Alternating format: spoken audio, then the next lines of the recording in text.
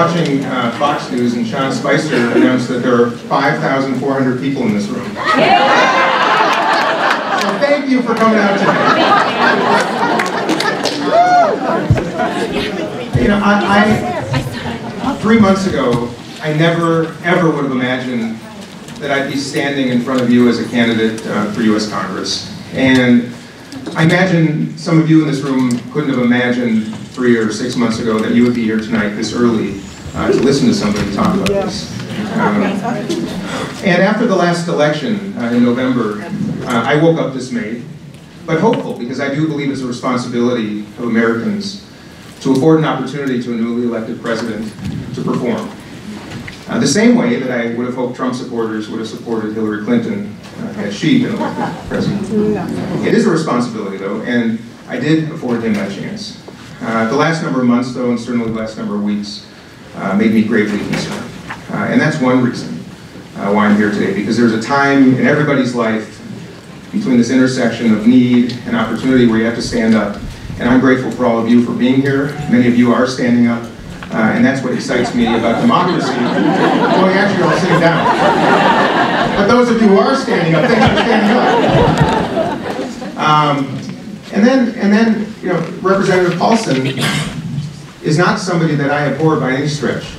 He is not Donald Trump, but he has been voting lock, stock, barrel along with Donald Trump, and I believe misrepresenting this district. Yes. Yes. Yes.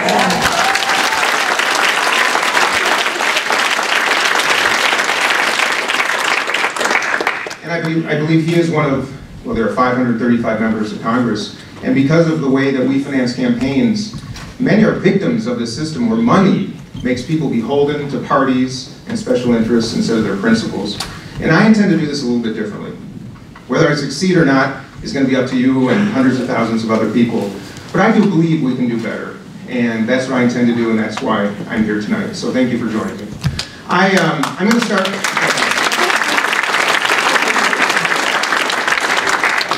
I'll start by just telling you a little about me, just a little bit, because this is a conversation and I want to do a lot of listening. And then I want to turn it over to you. I want to hear what's on your mind. I want you to share your opinions. But I also ask one small favor, and that is just to be respectful. There are people, there are Democrats in the room, there are Republicans in the room, there are independents, and gosh knows probably some others.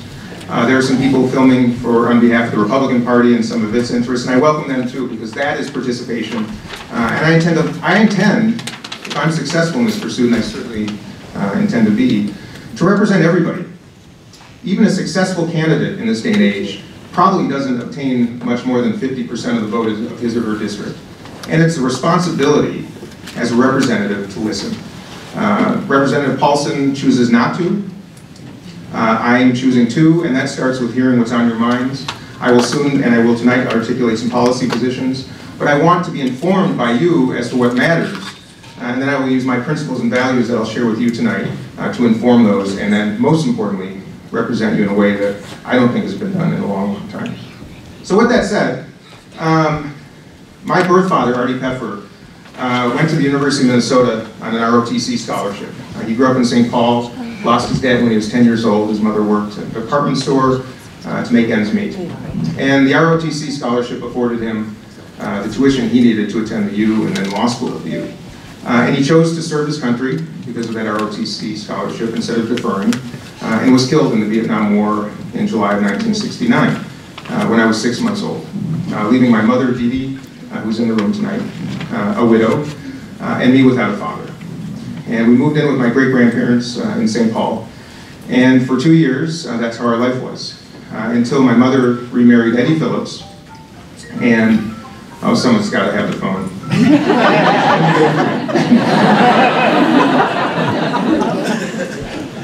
My mother married Eddie Phillips, which was an extraordinary blessing in my life, for him to adopt me.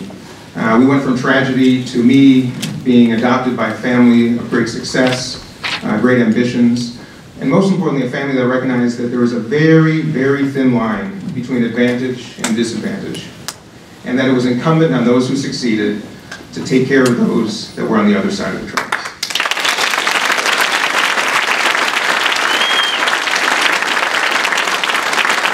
And rest assured, there's going to be some mud thrown at me for being a out of touch, above it all, wealthy candidate.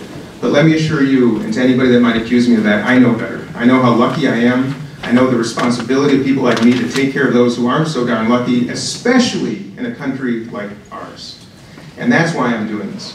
When I was adopted in this family and brought up, so fortunate, I started my life right here in Edina. We moved to Edina. I went to Edina Highland School. I went to this library quite regularly, so to come back tonight as a candidate for U.S. Congress is particularly special, because this is where I came to not do my homework. I think I have a couple teachers in the room. And then I went to, my parents moved me over to the Blake School in Hopkins when I was a middle schooler. And in 1980, some of you might remember, okay, plenty of you might remember, that John Anderson, a Republican congressman from Illinois, ran for president as an independent in 1980. And lo and behold, he came to my school and spoke when I was 11 years old. And I remember a couple things in his speech. I didn't know much of what he was talking about, but he said a couple things that still to this day inspire me, and that's one reason I'm here. He said you need independence in government. Without independence, parties take over and democracy is ruined. And he said money in politics is a great corrupter of our democracy and needs to be addressed. Yes. And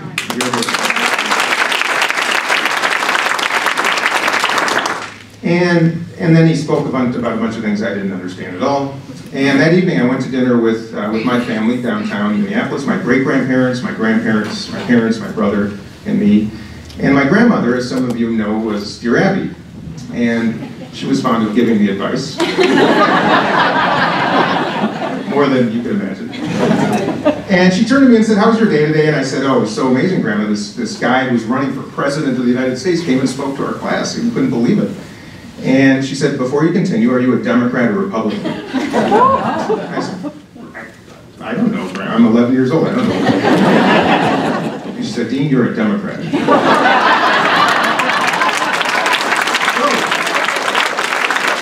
So Dear Abby anointed me a Democrat in 1980. Here I am today. But back to growing up, in this family, there are two intersections in our family that are important: business and philanthropy. We are a family that believes business is a means to an end. That's how I was raised. That a job of a business isn't just to return profit to the owners. It is to recognize that there are a lot of people that made that possible. First of all, paying taxes. Without streets and without education and without educated people, it doesn't matter. Anybody that says I'm a self-made, anything is lying. That said, I also believe we pay plenty of taxes, but I'll get to that later. But our employees, we're a business that in the 1940s, my great-grandfather started what is recognized as one of the country's very first employee profit-sharing plans. And I have the documents that I keep on my desk because it's that important to us. We recognize that the most joy of creating a business is sharing success with those who make it possible. And then furthermore, investing in the communities in which that success is made. Those are founding principles of our family. And that's the intersection with philanthropy, which is where I've spent a considerable amount of my professional life managing our businesses, growing them, and most importantly, returning a lot of that success to our communities. And over the last number of years, I've recognized that as hard as we work, as hard as we try to go upstream and make investments in kids and further social programs, that without sound government policy supporting those efforts, a lot of those dollars are wasted. And I believe there's a way to do a lot better. But it does start with good policy. And good policy can come from all sides of the aisle and all ideologies. But at the end of the day, I do believe if you put people first and work your way backwards and aren't beholden to special interests and parties, we can do so much better. And that's what I'm all about. And that's as much as you need to know about me. Okay?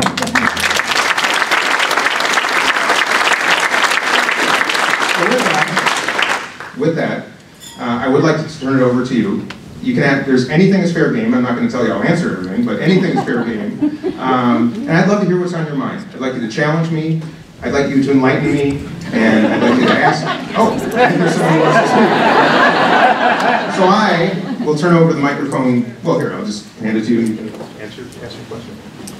And say your name and where you're from, if you would. My name is Tim McGee, and I'm from Bloomington. I'm very concerned, along with a lot of other people who are here tonight, about what's happening to healthcare.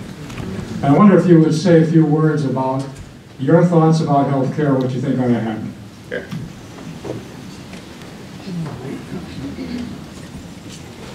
My thoughts on healthcare and what I think ought to happen.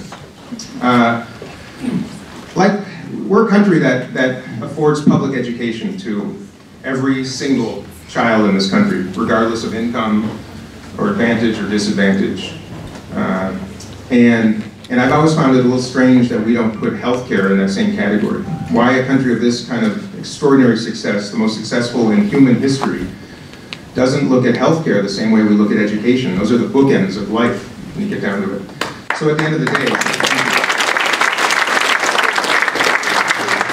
the day, I'd like to see healthcare provided to every single American, regardless of age, condition, or income. That's what I'd like to see.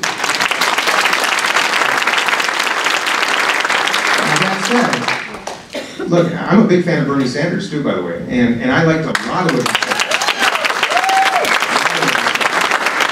And by the way, he did a wonderful service to this country by speaking up and telling some hard truths to this country that I really admire. So I want to acknowledge him, and I also want to say that dreaming is easy. Anybody who's been in business knows that the idea is the easy part. Executing it is hard. Especially in a country that has a wide array of positions, perspectives, and ideologies. So what do I want to see? I want to see healthcare eventually afforded to all, somehow, some way. But I recognize right now there's an acute issue. You know, the ACA was imperfect. There's no question about it. I'd be the first to tell you that it needs to be modified. By the way, it would be nice if Congress started by simply upholding the law and making the investments that are required. Including the enforcement of the mandate, because without those younger, healthier, insurees, the whole system collapses. It's a house of cards, and that's the card on the very bottom. So that's the acute issue right now. The ACA definitely needs to be modified and enhanced. I know one thing: the AHCA is completely misguided.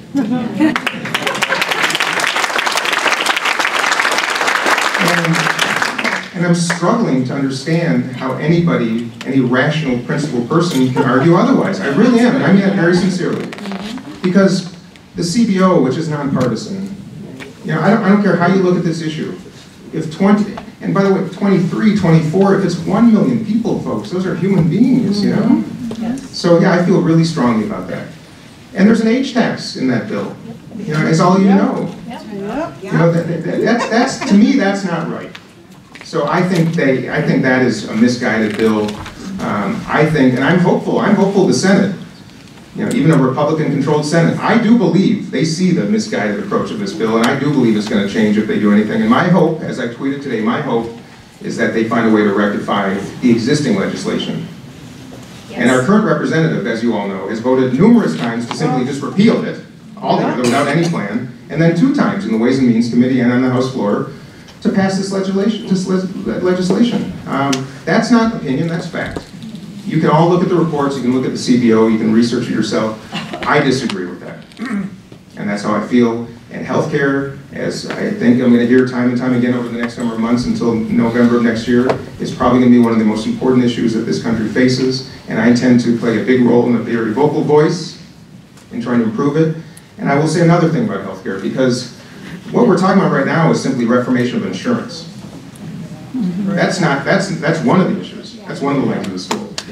The provision of care, and I have a little experience in this at the Line of Health System. I chaired the board and I served on the board, and I came to understand that the provision of care is where this all begins. We have a misaligned system right now that essentially rewards procedures and prescriptions, does not reward outcomes, and does not reward quality. And you can't run an enterprise.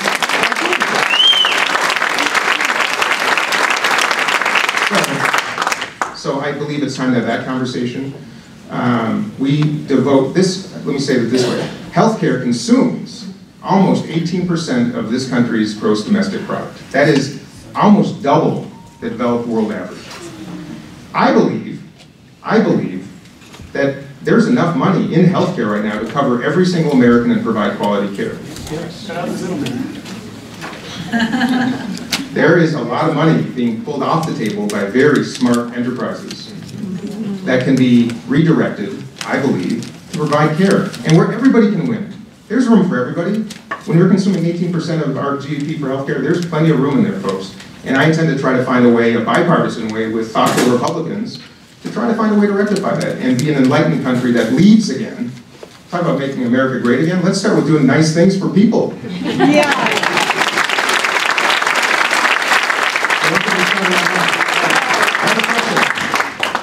Right here in the front row. Richard Laybourne from Bloomington. There's an issue that many people don't address, and I have a number of issues that I'm concerned about. But that's the issue of military expenditures. I guess we all know that Eisenhower warned against the military-industrial establishment.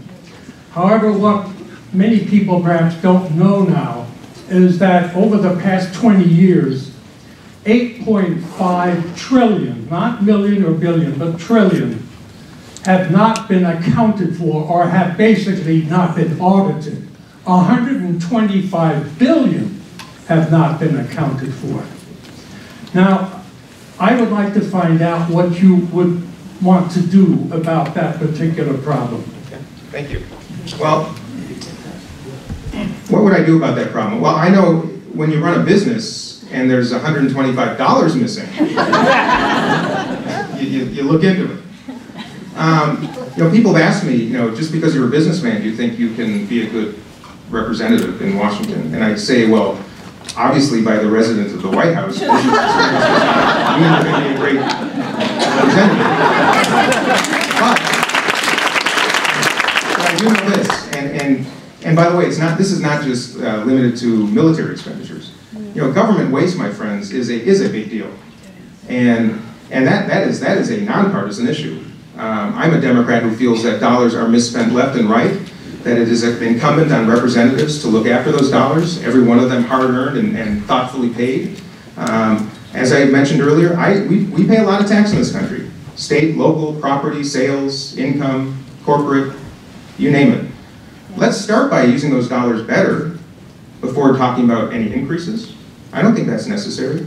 And you know, and I believe in a Congress that's filled with people who are there for the right reasons and are not beholden to any special interests or as many, and the military complex, if you will, in this case, can do a much more thoughtful job in looking after those dollars. But I don't think it's limited just to military. And by the way, I'll also say military expenditures in this country, a lot of the greatest inventions of this century have come from some of those investments in the military, which is troublesome to many, and I understand that. You know, I think a strong national defense is terribly important, but the dollars should be well used. Dollars that go overseas should particularly be, you know, looked after more thoughtfully, because who knows where those end up. And I share your concern. You know, I'm a different Democrat than you might be accustomed to in that respect, and I will use my business experience to demand audits and to hold people accountable who need holding accountable. Yeah, let me go back in the back of the house and then come back up. And a nice giggle gets you a couple extra points. All right, hi, I'm Emily McCarthy. I'm from Brooklyn Park. I've got a lot of questions. Oh, but I'm only going to ask, I only have two that kind of go together. Okay. One is that this district, the 3rd district, actually has a huge wealth and race gap in it.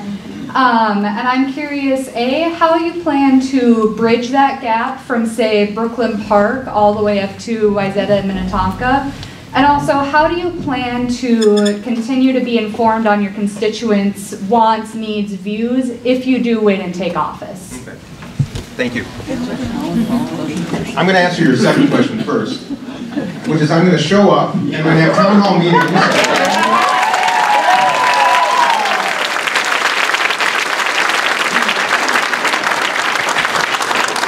The sad truth about the last 6 months is the things that are suddenly becoming normalized concern me, including the simple responsibility of listening to constituents by holding town hall meetings, knowing you're going to be faced with questions that may be difficult, and knowing you're going to be faced with angry constituents who have the right to be listened to. So I will show up, I will hold town halls, as many as I can, because frankly, this is the joyful part of representation. So that's one. How do you know, the gap, the racial inequality gap and income gap, there's no easy answer. This is multi-generational, has a lot to do with policy, has a lot to do with horrible history.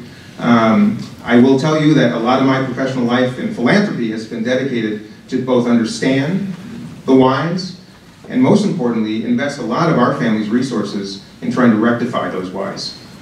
We've been spending many years and countless hours and many millions of dollars, particularly in North Minneapolis, where these gaps are as wide as anywhere in the state. And it's in the backyard of the most prosperous city in the entire state of Minnesota, and deeply troublesome to us. And we believe that every child, regardless of where the child is born, to whom the child is born, and under what circumstances the child is born, is entitled as an American citizen to be afforded an extraordinary education. Not a good education, a great education.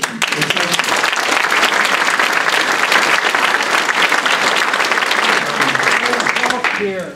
What's that? Education and healthcare. And healthcare. As I said, the bookends. Right? And by the way, I will say on those subjects, you know, we have a public education system, and there are alternatives, and the same might be, and the same would be true for healthcare. There should be public, I believe, ultimately, and there should be private. That's a free country. People should have options. With back to education, everything starts there. If a child has an education and has at least one person that believes in him or her. By the way, we've done a lot of research, and we're starting to find that if a child has just one person that believes, that just one person believes, an entire life can be different. So we invest heavily in mentorship, in scholarships, and I won't even go through the list. You can look at that perhaps on your own. But that's what we believe. And I want to look at things like, why don't we develop like a Peace Corps, but of retirees who have wonderful experience.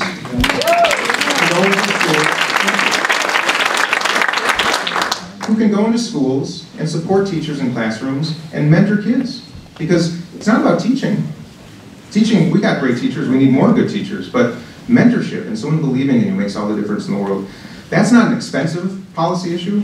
That's not something anybody would really disagree with on either side of the aisle. And it's simple things like that that I've learned that I think we can at least approach and test and do better. I could go on for hours and have a wonderful conversation with you about a myriad of other ways that we can do better in that respect. But I want you to know that as a family that has known its share of persecution in the past, and was disadvantaged well before it became advantaged, and fled a country that was persecuting our family to come to this extraordinary country. The people we think about most are the ones that are facing the same circumstances that my family faced 5 generations ago, and that's what's on my mind, and that's what I intend to recognize.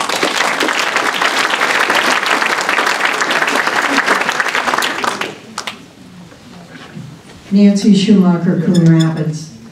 Women's issues, women's rights. I want to hear you speak.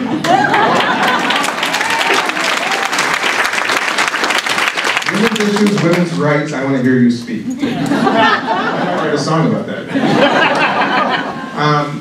I'm the father of 2 teenage daughters. One who's 19 and one who's 17. And when they asked me why I was doing this, I encouraged them to go to Emily's list and look at the voting record of our current representative. And they did.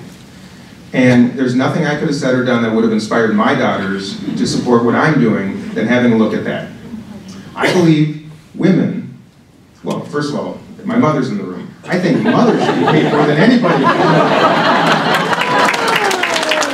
I mean that sincerely. Women should be compensated at the same level of men doing the same job. That shouldn't be an issue. Women should be able to make their own healthcare decisions regardless of what other people.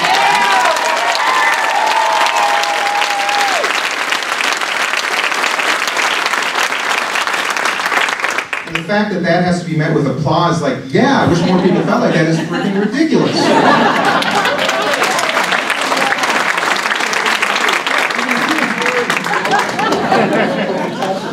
All right, good. This man says I'm solidifying his support for Paulsen. And I respect that too. So I feel strongly about women's rights, about equal rights for everybody, civil rights. You know, that is in my DNA.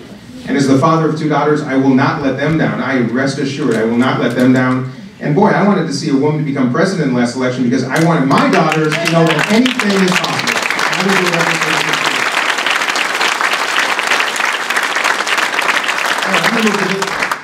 talk about the right side of the aisle. And go back here. In the green.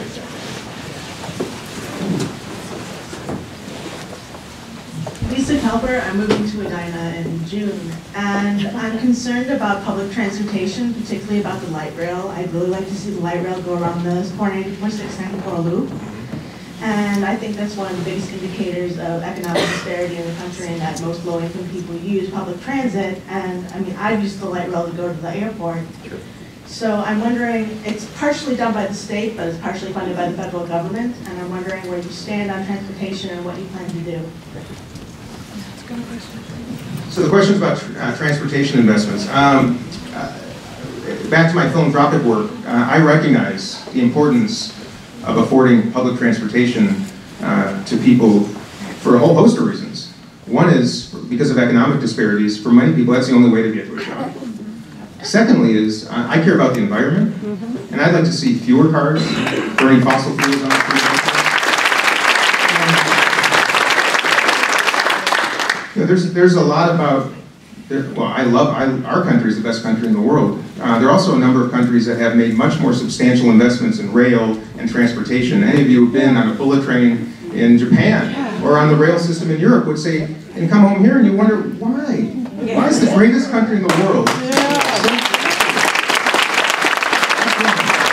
So more specific to the light rail here, it's an important question. It is not terribly germane to U.S. Congress, but although federal investments in transportation certainly are. It's not my place to opine on the light rail line that's being debated, the Southwest line right now.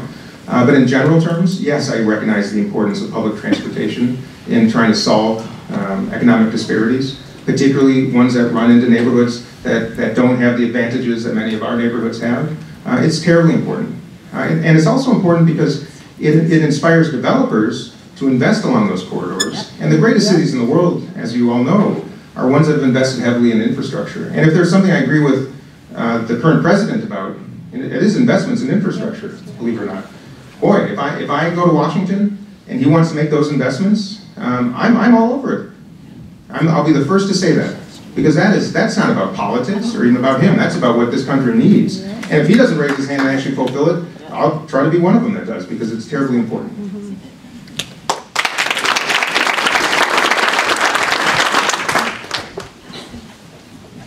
Mark Chu from Bloomington, Minnesota. Hi, Mark. Hey, so there's kind of I'm going to admit this is kind of a little bit of a selfish concern when I say this, but I've been noticing a growing problem in this country in regards to student loan debt. I'm one of them. I have over $80,000 of debt still on my head right now. And with the moves of the administration to, in particular, remove protections from student loan debt from borrowers who are in default, and now reading about it today where Secretary of Education Betsy DeVos is moving to merge all student loan companies that oversee collection of this debt into one single company that's going to amass a value of about $1 trillion. I mean, it greatly concerns me in my generation in particular because, well, we live and die by that student debt. If we default on our loans, our credit is history. And I'm already paying myself over $600 a month to my student loans just to keep myself from going into default. What are you going to do about this? Thank you.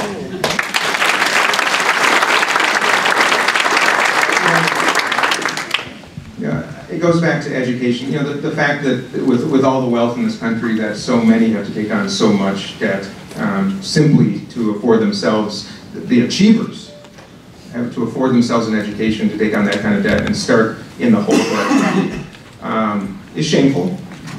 I think it's wrong. Every question we're going to talk about tonight, though, has a cost. There's no question that for me to get in front of you and go through the wish list of things that I'd like to see is easy. You know, how to pay for these things, that's a little more difficult. But I do believe there are some solutions to this. I think one thing what you first brought up was, why is student loan debt treated differently? Why can't it be discharged in bankruptcy court? It's absurd. You can discharge any other debt, stupid debt. I'm talking about debt people take on for making dumb decisions, and yet the debt you take on to better yourself and to become a providing, productive member of our society is really shameful, and that should absolutely be changed. Don't get me started on Betsy DeVos. I never,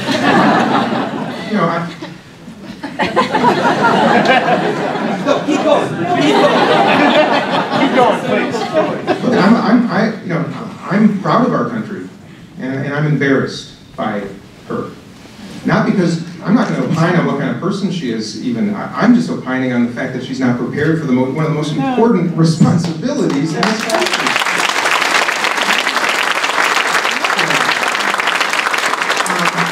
As I said when I started this evening, I wanted to hear what's important. I'm glad you brought that up. I know it's important.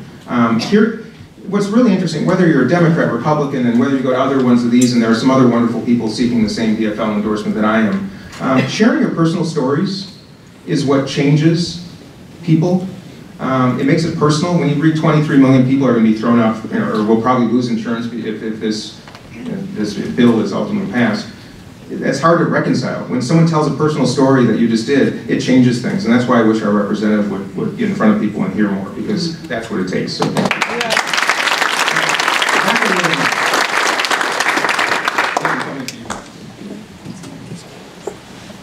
Oh, I was going to go right back here.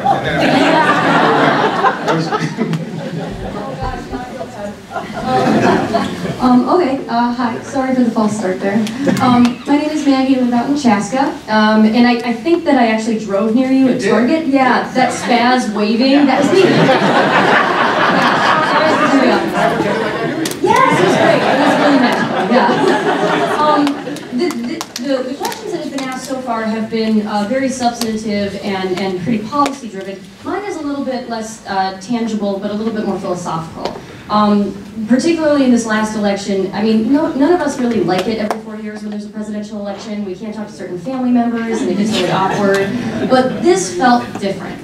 This felt visceral. This felt very primal. This felt like we were watching like the end of human decency just in front of us in many ways. And you know, regardless of policy, I mean, nobody who likes Donald Trump can even pretend that he's acting like an adult. One of the things that we would really like to see from this district is a return to that decency, but more importantly, an actual voting record that can back up that decency. Because it doesn't matter if you're the nice guy, if you're voting for healthcare, it doesn't matter. Aside from how you plan to vote, what examples do you plan on setting for people to return us to this level of not just politeness, but decency and goodness, where we can look these family members who are different than us politically, but that we can have conversations and be constructive? What ways do you intend to demonstrate that for us and for our children and everybody? Thank you.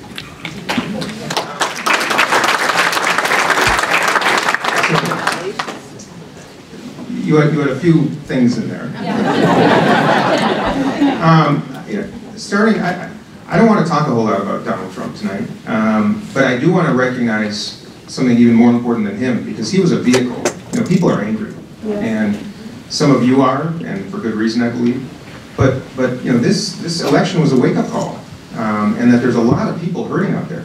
And regardless of your opinion on him, there are a lot of people hurting that saw as their only way to be listened to, which is, to me, this is kind of a metaphor for what I'm talking about tonight with Erik Paulsen.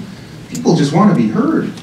This is what America is all about, is people like me standing in front of you, being one of you, and listening, and then trying to represent your interests in Washington, D.C. And that doesn't happen so much anymore. So he tapped into that.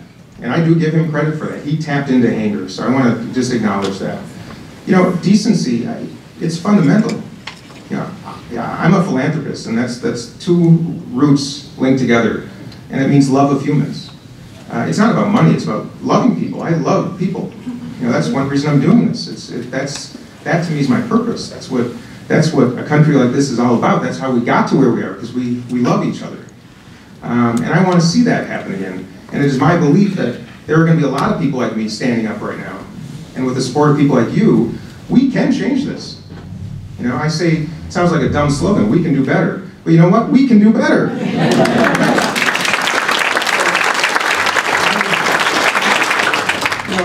That's what I want. I relish sitting around tables with people who feel very differently than I do, and listening to them, and then them affording me the same opportunity to listen, to my perspective, and then hashing it out.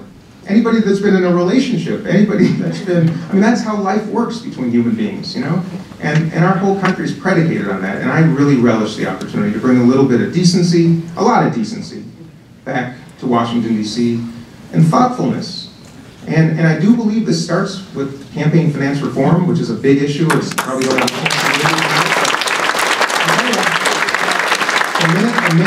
minute that people become beholden to interests other than the people that they represent, this all falls apart.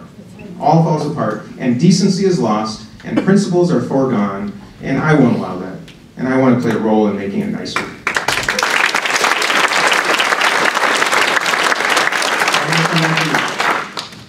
I'm Rick Bloomfield from Minnetonka. My question to you is, I love your, it sounds like your positions are good. The question I have is, I think Paulsen, is he a 4-termer at this point? No. 5. So he's a bear to beat, and he's great at marketing, and he's moderate, and he's not moderate. When he does all these things to position himself as moderate. So can you walk us through like some of the, how do we educate people that he's not moderate, that he goes down party lines, that he's not what he appears to be, the perfect family man? Well, here's the good news. The 3rd district here in Minnesota is one of the very last true swing districts in the United States of America. Okay? It is one of the best educated, it is one of the highest income, most engaged districts in this country. And I would argue the way this district goes in the next election is a bellwether for many, many years to come. And I believe, and I know, I've had more Republicans reach out to me proactively in the last 3 weeks since my candidacy.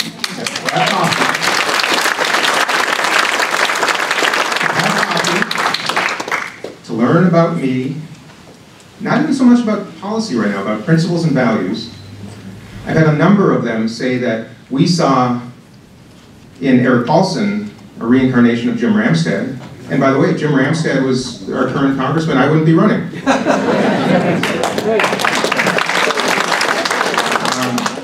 And look, I'm the first to admit this is a big uphill battle, folks. You know, Hillary Clinton won this district by 10 points, almost 10, 9.5, I think.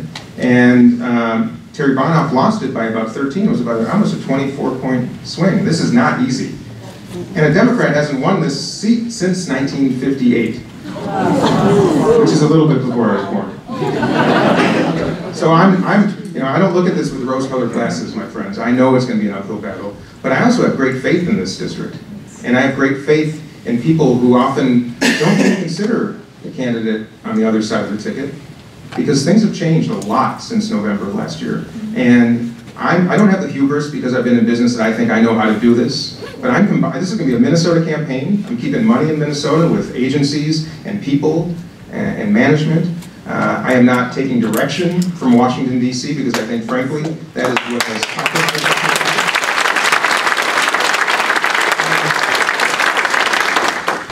And I believe I can combine some of those experiences with the best of experience in this world, the political world, and do this better. And that starts, this is my job. You know, every day meeting people. And I'm going to be driving in parts of this district that many of you probably haven't seen before, and I'll do it joyfully. And I'm going to do it one person at a time. When you're in business and you're building brands like I've done, it starts with one at a time. And you have to have patience, and you have to have fortitude, and you have to have decency, and you have to have good ideas, and you have to listen. And I think we can do it. But I can't do it alone. I can't do it alone. I need you. And I don't just need you. I need you to tell your friends. I need you to tell your conservative friends, you know, that I'm independent-minded. I'm not going to appeal to every single Democrat, and I'm not going to appeal to the far-right Republicans, but I do believe my principles and values align with just about everybody, the massive 90% in the middle. And I think if I have the opportunity to tell my story and you help me do that, we can do this. And if we do it, this district will go from one that is almost unknown in this country to one that is actually nationally recognized. And believe me, if we win this, and yeah, I hope it's me, but if it's another candidate, you know, who we choose to represent us in the next election as a Democrat, and he or she wins, I will be joyful about that, because it will be the first time since 1958, and let me tell you, that is not just national news, that's bellwether national news. So I think we can do it, and we will. Thanks.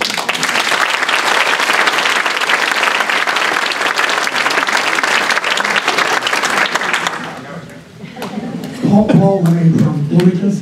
Two quick questions. Number one, I'd like your views on the concept of mandatory national service for young people. Number two, 2 years ago, there was a young man by the name of John Phillips who about this time announced to run, and the minute Bond House came off, he bailed. How do we know you won't do that? Well, I'll start with your second question first. You have my word that I will not bail. And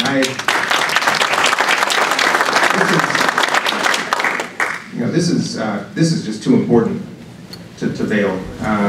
And I intend to stick this out and go as long as you are willing to take me, because I can't take you, you have to take me.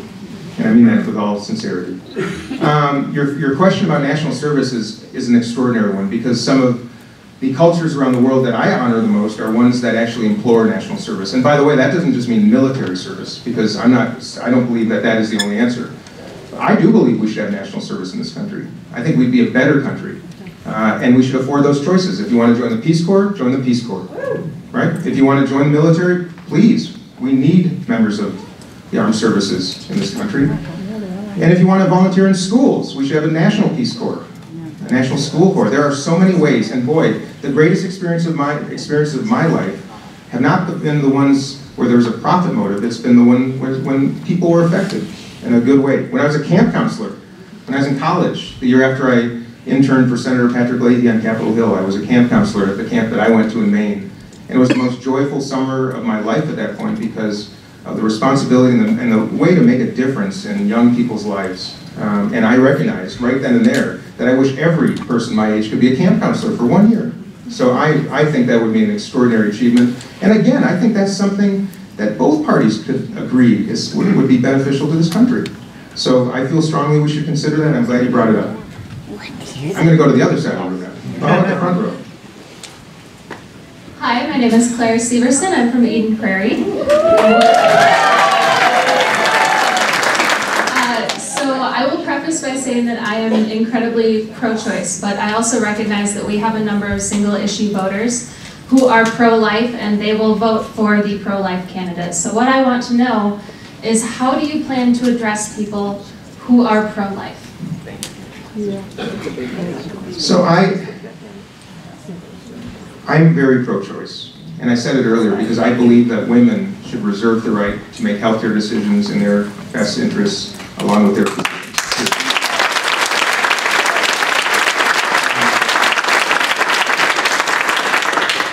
And truth is, I have equal compassion for those who believe that life is so precious that that shouldn't ever be allowed. But because I recognize that that's an example of humanity where everybody should be respected. And for any of us to not honor people who thoughtfully convey those feelings, I think we're doing a disservice to ourselves. I really do. These are not misguided people for the most part. Some on the fringes, yes. But for the most part, they care about life, and that's not a bad thing. That's a good thing, and we are a compassionate country, and I understand that. What I believe in is the right to choose is elevated ever so slightly above that, because I, as a man in particular, should never play a role in that decision. Amen.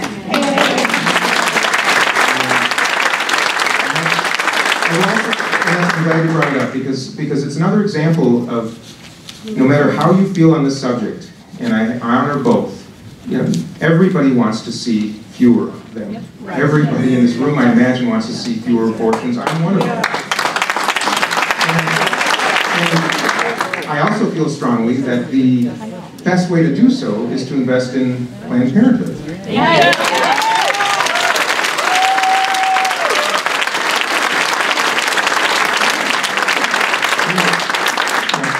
You don't have to study a lot of policy to know that that's probably the biggest difference maker in reducing abortions, and thankfully they have gone down over the last number of years. So I believe we should invest in those. You know, do I understand why some taxpayers don't want their dollars used for abortion? Yes, I do. I do. But there's a big one here, and that is that Planned Parenthood needs resources of ours to try to change this and to try to affect it, and that's how I feel. And I believe compassion is my responsibility, and frankly, I think that's a challenge to all of us in the room, to start bridging those conversations.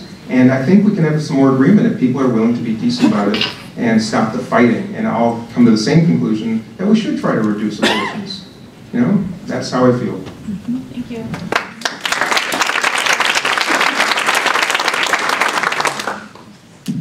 I wondered. Pardon me, I have a name. My name is Frank Malley. I'm from Minnetonka. Hi, Frank.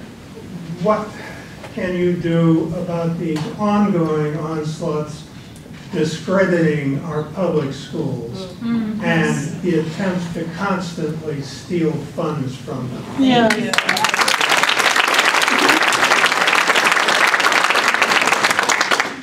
Unlike Betsy DeVos, public education is, in my estimation, and actually amongst many of the developed world, many recognize our public education system to be the great difference maker in making America the country that it is. I also believe that we are using, in many cases, 19th century teaching models to educate 21st century kids. I think those are both truths, and I think they're both right. And friends on both sides of the aisle who claim that we can do better in education, I think they're right. Okay. I spent a lot of time in public schools. Mari Melander, the principal at Lucy Laney in North Minneapolis, I've learned more from, because she is someone who started in public schools, went to charter schools, and then came back to Lucy Laney because she saw the drain that the charter schools were taking from her public school and felt it was her responsibility to take care of the kids back at Lucy Laney who didn't have the engaged parents. So here's my perspective on this. I'm about innovation.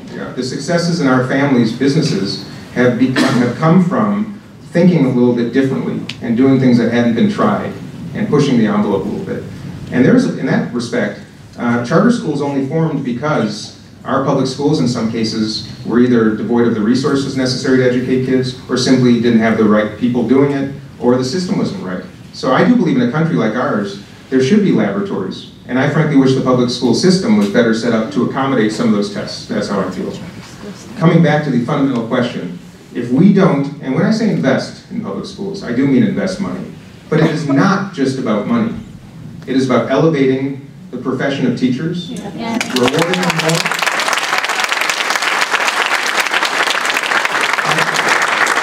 I helped build a school in India. I've spent countless days and hours in charter schools, public schools, private schools, parochial schools. I've served on the board of a university and of a secondary school. So I have a sense of what goes on in these places, and they all play a big role.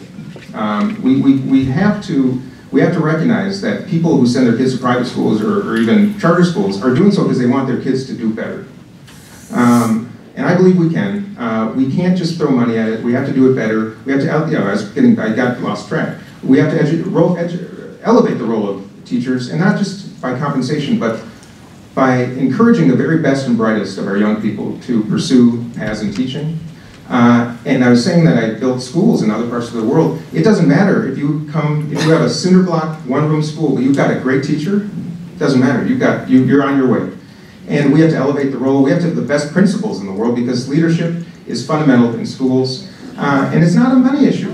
It's a cultural issue. It's all about us elevating these categories of professions and demanding high standards for them. I'm all for high standards for teachers and principals.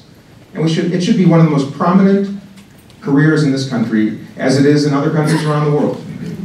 So I believe it's a combination of ample resources. I will tell you proactively, I'm opposed to vouchers, because I think that drains public schools of resources. But look at, then we have a responsibility collectively, our country, to do better in public education, folks, because we cannot stand pat, and teachers' unions have to be part of the solution, to collectively. And I believe we can do that. But it takes a recognition that charter schools are not bad by definition. They've occurred because people do care. And let's do it collectively, and let's improve public schools, and we can do it together. How was the middle of this section? Hi, I'm Jean Wiley from Edina. Hi, Jean. And I have 2 points. One, to speak to your story, thinking about personal stories. A middle-class person here Both my husband and I worked in public service, so we're not wealthy, although we do have an Edina address. We raised our kids in, I'd say, middle-class comfort. My grown daughter and son-in-law are now struggling to simply maintain that lifestyle, that level of middle-class living. They were homeowners for 3 years, had to sacrifice their house in order to pay some of their student loan burden. This is real. Between the student loan burden and daycare expense for their 2 little children, whom I dearly love, they're barely making it. And this is awful in a country like America. This is not the American dream. They shouldn't be sinking lower than their parents' level of achievement. I mean, it's just not right. So, secondly, on education, if you're interested in innovation, look at Intermediate District 287. Okay. They are the most innovative, the most competent. Which district is that? Intermediate District 287. There are 3 of them in the state. Yeah. There's 2 other numbers I can't remember.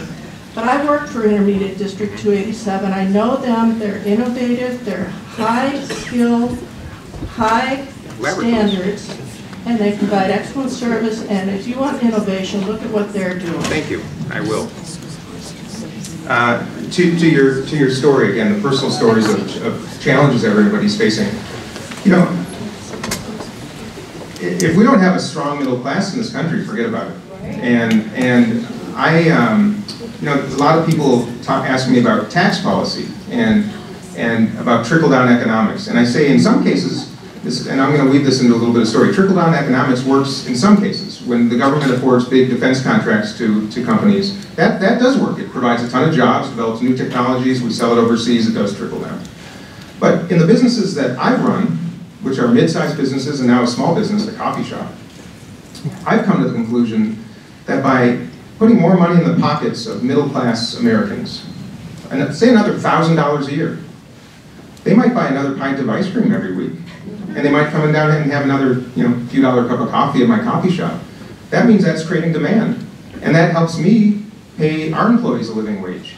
And that's how the economy actually does really, really well, is when middle class families have a little bit more, because when people like me get another $1,000, I'm grateful for it, but it doesn't change my spending habits. So anybody who argues that a tax cut for people like me is going to spur the economy is full of...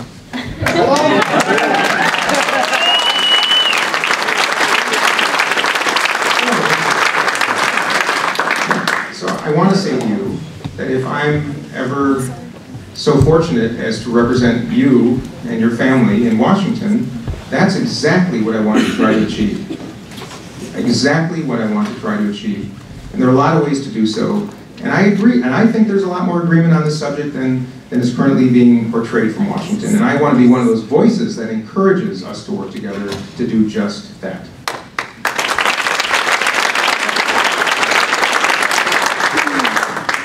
Colleen Miner from Edina, and going along with what you were saying about being middle. You know, every day we get up and we turn on the television and it's like we receive a body blow. Everything that we find decent and worthy, EPA, climate change, you name it. I mean, we're devastated by that. But is there, this is my question to you, is there anything in the Republican agenda that you agree with and that we would find to our benefit? Yes. That's it? Well, I'll start by saying national health care is a Republican idea, believe it or not. There are a lot of great Republican ideas. In fact, I would argue just as many Democratic ideas. And I don't want to point out particular elements of platforms, because I'll tell you that the fact of the matter is I'm independent-minded. I wholeheartedly agree with most of the Democratic platform, not 100% of it, but I share with you my principles and values of what matters to me. And I would argue that there are a lot of representatives on the other side of the aisle that would feel the same way. And if you look at what's going on in their primaries, it's pretty obvious that not everybody agrees with everything in that platform. You know, if you ask people what the Republican brand stands for, some random person in the street, they'd probably say smaller government, you know, lower taxes, strong national defense. You know, those aren't bad things. I would argue that the Democratic brand is imperiled right now, because if you ask the same people what it stands for, it depends how long you have.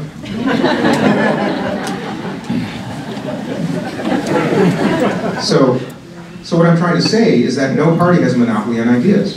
I refer back to the Hubert Humphrey in 1948, young mayor of Minneapolis running for Senate, speaks to the Democratic National Convention in Philadelphia. And he implores to the arena, it's time for us, the Democratic Party, to get out of the shadow of states' rights and into the bright light of civil rights. And Democrats in mass walked out of the room. And that was during the lifetimes of some of you in this room, not that long ago.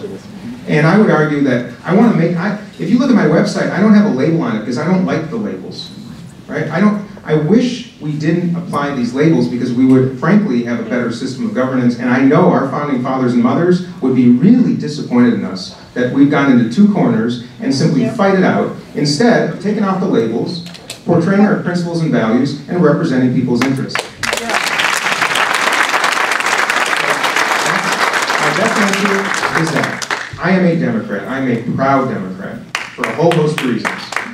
And if we are going to succeed, we need to embrace more Republicans and try to do it a little bit differently. And if that can be our legacy, my friends, wow. Okay, so I'm going to build on what you just said. Yeah. So in 3 sentences, tell us what the Democrat message should be, just like what you did for the Republicans. That's one of the best questions I've had. I might just tell you how great it is so I can think of a good answer. Yeah, how much time you got?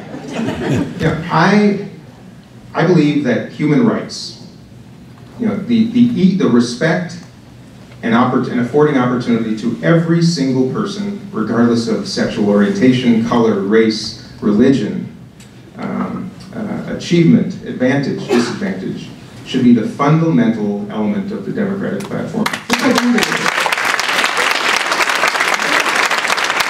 And that means, by definition, that means everybody. We need to distill a message into some more comprehensible, identifiable parts. And I believe that's not something I should articulate. I think that's something that from these sessions with you, as I listen to what's important, as I go through this process, for 15-hour days for the next year and a half, God willing, I will learn, and I promise you, I will come and present to as many of you that want to listen what I believe our platform should look like and how we should articulate it.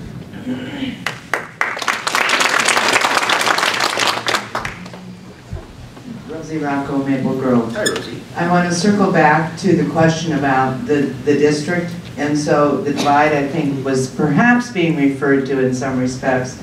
In the past campaigns, we've seen little action north of 394, lots of action south. So, A, do you plan to head to the libraries north? Then I want to say that I'm pro-choice and pro-life. And given your support for women, will you sign on to repeal of the sunset for the ERA? Since paying women equally will add $200 billion into the economy every year. And my last is, has your grandfather Mort endorsed you? One of the great challenges of this pursuit is remembering in order the questions that people ask. So I'll start with my 98-year-old grandfather Mort, who is in reaching the end of his life, is fair to say, I believe. And yes, he wholeheartedly endorsed this pursuit with joy. And I know in his heart and head, reflecting on the fact that 120 years ago, for a family to flee persecution overseas, be welcomed into this country, and afforded the chance to do better in a safe environment, and then to see one of the grandchildren, 5 or 6 generations down the road, even be in the position to do this, because there was a time not long ago where that probably wouldn't have been possible, is very joyful to him. And I hope I have the chance to see this through while he's still alive. That's one. I wholeheartedly endorse the Equal Rights Amendment. Wholeheartedly. Sometimes I should just leave it at that. As for geographic disparities. Yes, I cannot wait to come to every single of the far reaches of this district and meet and greet, including the most red districts. And that's why any of you in this room, yes, I would love your support. There's no question. I need your support. I'm not taking PAC money. I'm not taking lobbyist money. Yeah. I'm not here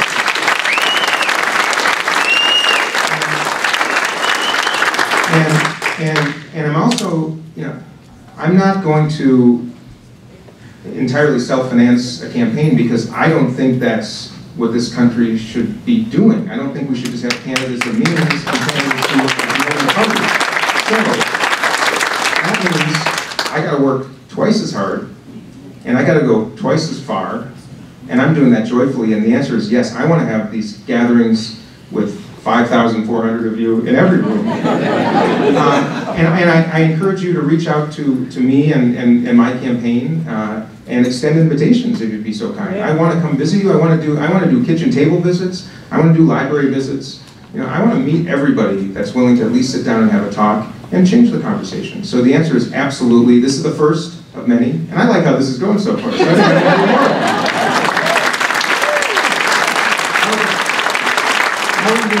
The border. Kelly Gunshin in Plymouth. Can you talk about your view on the immigration and refugee problem? Thanks, Kelly. Are there any Native Americans in the room? Did someone raise their hand? Okay. First of all, okay. I don't mean to point anybody out, but that's joyful to me because, but for you, the rest of us are immigrants. Yeah.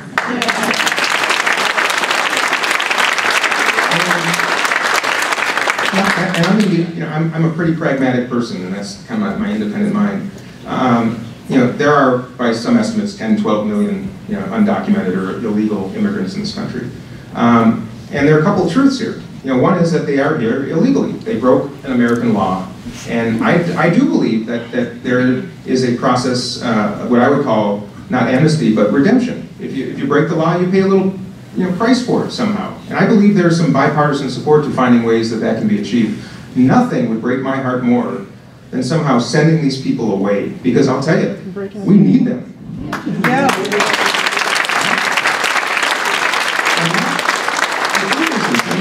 Because, yes, we need them because they're an important part of our economy. Let me assure you, the biggest corporate benefactors to politicians in this country, losing 10 million consumers, is not in their best interest.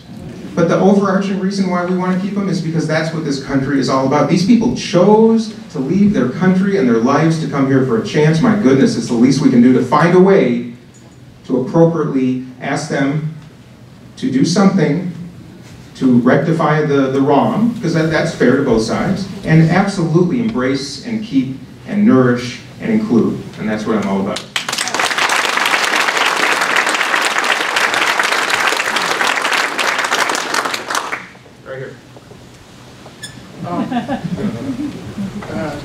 It's a pleasure meeting you. My name is Larry Nelson. Unfortunately, I'm a Richfield resident, so I live in CD5.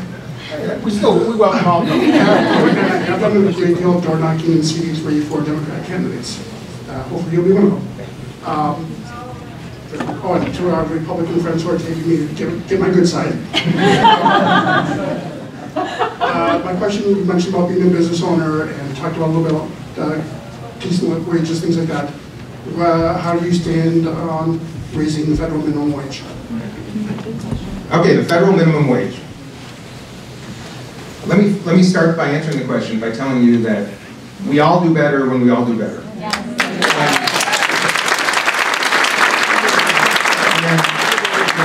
To that end, this is a real conundrum. And let me just share my personal story. One reason I opened this little coffee shop downtown called Penny's is because, first of all, I find it joyful to create enterprises and afford people the opportunity to succeed. That's one. But the other was, I wanted to learn what it's like to operate one unit, one little business in a really highly regulated municipality called Minneapolis, and learn what it takes, because we have a representative who claims to represent small business, and I am a small business owner. And I've learned a couple things through this process. on the minimum wage. We pay people $15 an hour.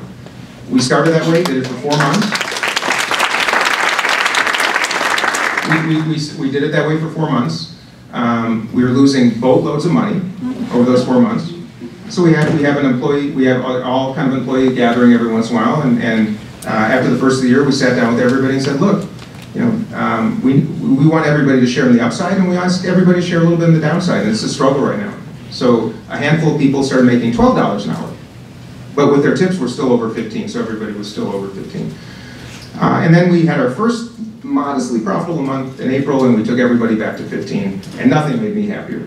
But it was actually, what I loved about it was that here was a group of about 15 people who recognized that we're in it together, you know, up or down, and when they said, yeah, we'll take that little cut for a little bit, that's all I needed to know that I had the best team in the world. Yeah. Now, here's the challenge.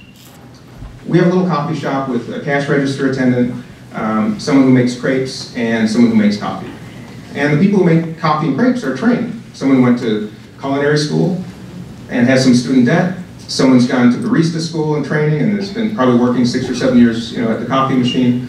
And then typically someone who's less experienced on the cash register. And I started realizing that we're paying everybody $15 an hour because we can't pay $20 to the coffee maker. Just, I mean, you cannot make this work. But the coffee barista and the crepe maker psychologically think, why should I be making the same amount as the person at the cash register? So what I realized is, now we got a real conundrum.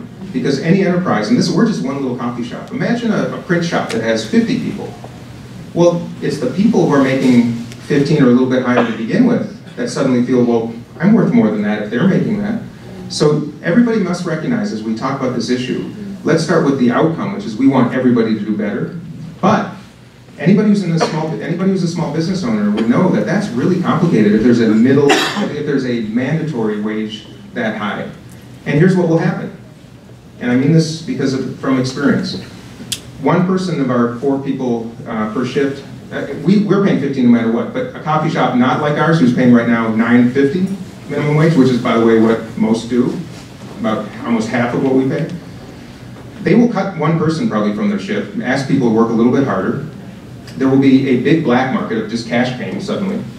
A lot of people are going to lose jobs, who are going to go from making $12 an hour to making nothing, and a handful of people making a little bit more, is what I think is going to happen. I'm not certain, but I'm fearful of that. So I just think as we talk about this policy, we should do so by testing some of these theories a little bit and recognizing we all want the outcome to be higher wages for everybody. And I know we can get there. I think we should provide incentives to companies to do that. We're an example. We've been doing this for 5 generations, well before me, paying people more than they ever could have imagined. Retiring as millionaires working in a production line and doing secretarial services because we think that's a principle that every company should embrace, and I'd like to see our government provide incentives to the private sector to do more of that, share more. So at the end, to answer your question, yes, I'd like to see an enhanced wage for everybody. I think we should be very cautious about how we go about it, and by all means, I am fearful when one municipality does it on an island, because rest assured, jobs will leave the city. That's just the truth. So let's find a way to work together, come about to a policy that works for everybody, and ultimately raise wages. But let's be good.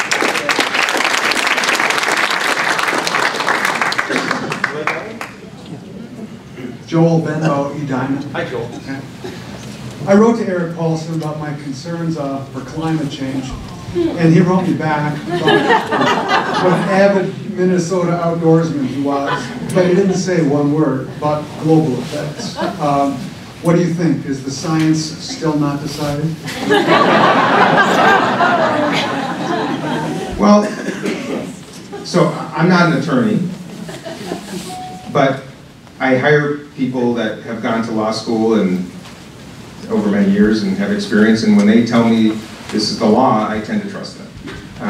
And when a scientist, or when 95% of the world's scientific community says that this is happening and it's caused by this, I'm inclined to believe them.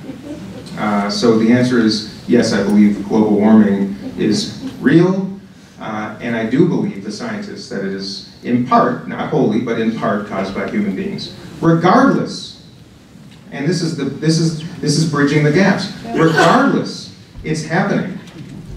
It's happening.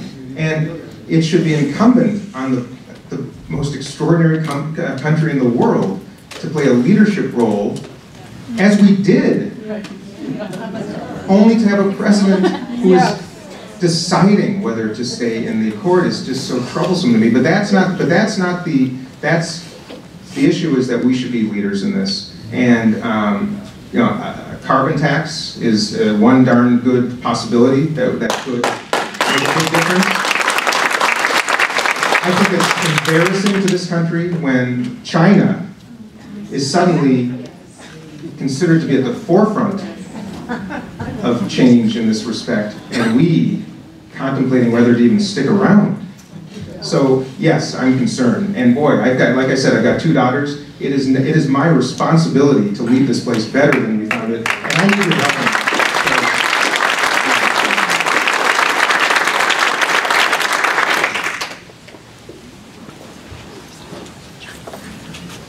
Hi, I'm Rachel Winton. I'm from Edina. I just want to say, first of all, I actually worked as an intern on Terry Bonoff's campaign, so I know a lot about, you know, the ways to reach out to people, and I guess, so I go to school in New York. I just finished my 2nd year, and in New York, I go to a very liberal college, and everybody cares about politics. And here, especially after working on the campaign, I realized, like, just not that many people care, especially young people. And I would call people, and I mean, we only got to like 10% of the people we called, actually, we spoke to them.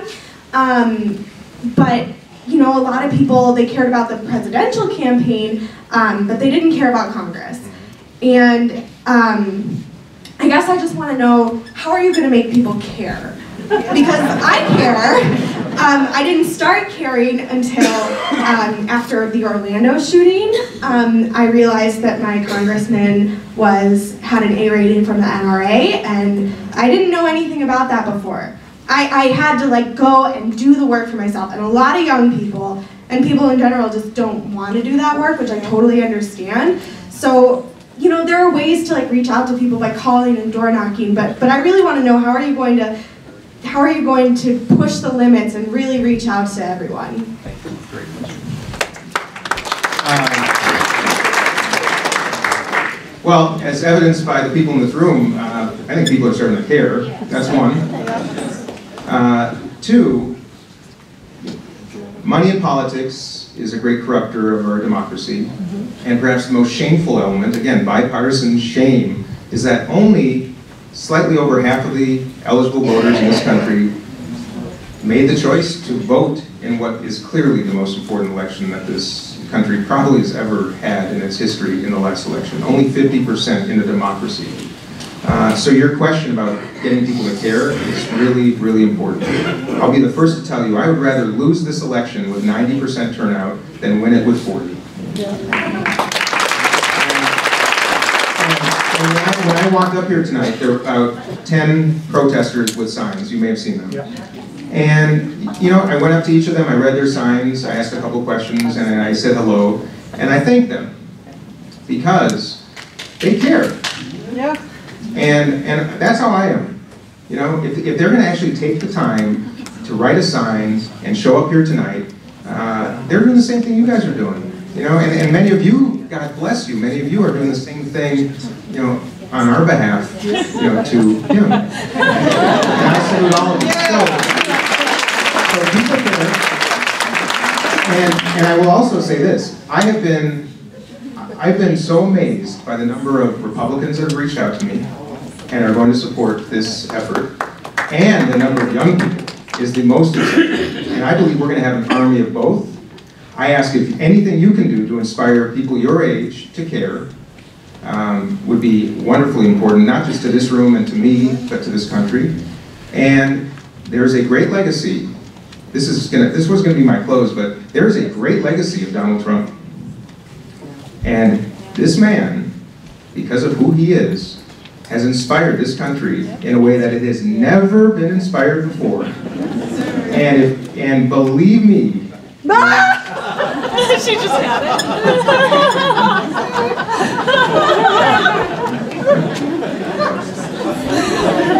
punchline.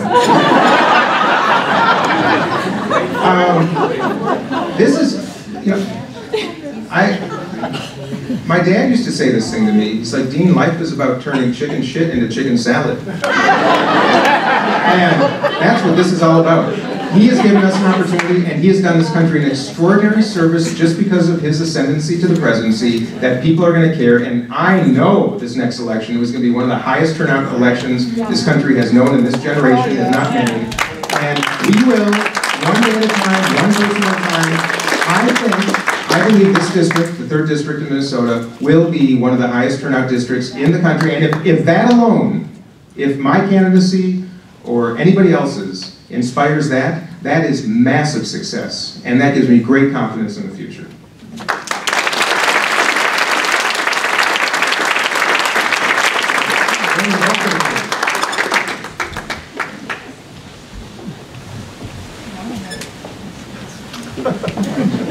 Thank you for coming back to the cheap seats. My name is Jessica Shortall. I live in Edina. Just moved here from Texas a few months ago. So I'm a refugee of sorts. Lived in state politics for a few years in Texas. Yesterday was sine die, and the Texas legislature erupted into a physical altercation on the House floor. A legislator called ICE on peaceful protesters. Death threat ensued from that same legislator. I'm a history nerd. I know I'm just terrified at the vitriol and loathing from both sides in this country more than anything else. It scares me for us ever getting anywhere. I think we need 2 functioning parties, and we need bipartisanship more than we ever have before. I know as a history nerd that this isn't our first rodeo. We've seen many generations ago horrific rhetoric from politicians about each other and political parties about each other, but it's still scary, and I would like us to end this cycle sooner rather than later. So I wonder, as a freshman, what concrete actions you could take to help move us in that direction. Great. Well,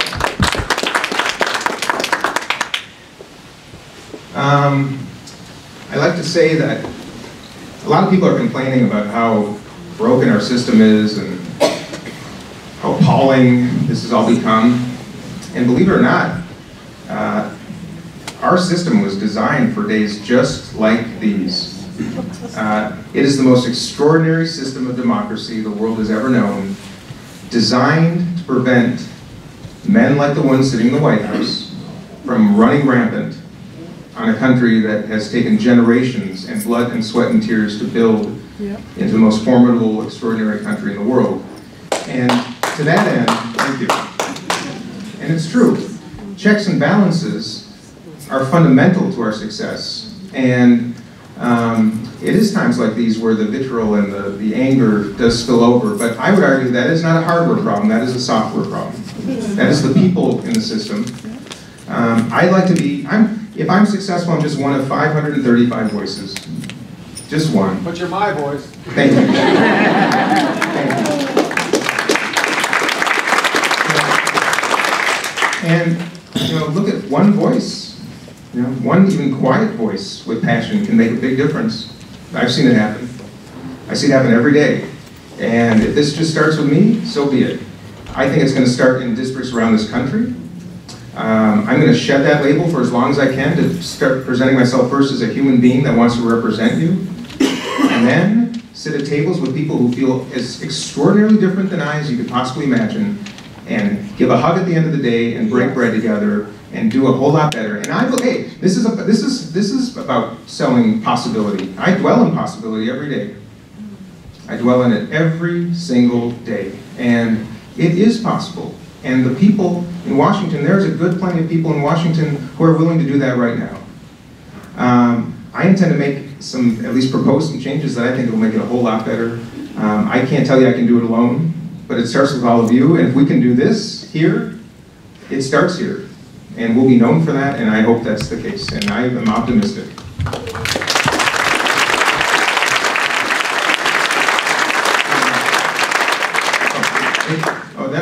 You know, you've been either saluting or waving for a long time. No, not that. No. Thank you.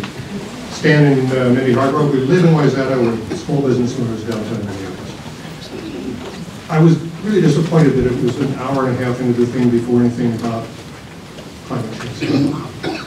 My question to you is a two-part question. One is, what's your sense of urgency about it? Where does it set in your priorities?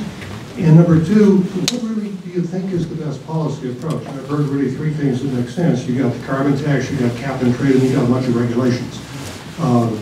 Go.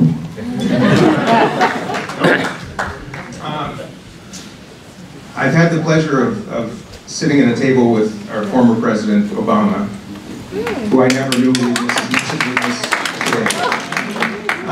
and asked him a couple questions. One was about campaign finance reform, which I can express later, but I asked him what, of all the issues he was facing at that time, and this is just a few years ago, of all the issues that he was facing, what kept him up at night? And I thought he would say Iran or North Korea, but he said climate change. And he said it staggered him how something that presented such a clear and present danger, probably less to us than a lot of the world, but to us as well, obviously, had received almost no attention, which is why he worked so hard to develop the accord that we are now unfortunately debating. And he said nobody can even put a price tag on what it's going to cost Miami and New York and San Francisco and coastal cities around this country when the seas rise just a few feet, which is not, I don't think that's just not an if, that's just a when. Look at New Orleans. You know how many billions of dollars that cost us? Billions. So that inspired me. I came here tonight to listen to what priorities of yours are. Climate change is so fundamental because minimum wage doesn't mean a whole lot if your city's underwater. It doesn't mean a whole lot if you can't feed people in your community because the weather patterns have changed so substantially. And it's, as humans, we have this interesting ability to kind of compartmentalize things that we can't comprehend. And I think we simply can't comprehend, what is so frightening. And I'm not a scientist, but I do read heavily and I study, and I've read both sides.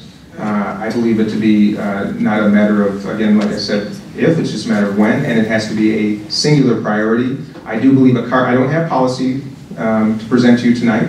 I do believe a carbon tax is the most obvious, and most importantly, the quickest. We don't have a lot of time. Some reports are saying that we're talking about a matter of maybe a decade until things really change dramatically, at the most. And a carbon tax would be the quickest way to make fundamental shifts in the economy. And we've done this before. When during wartime, entire industries are developed. And anybody who argues that by a carbon tax would kill jobs is simply fundamentally misguided. The investment that we would make in new energy to save the planet is massive. And as all you know, more people work in the solar industry now than work in the coal industry. Why do people talk about that?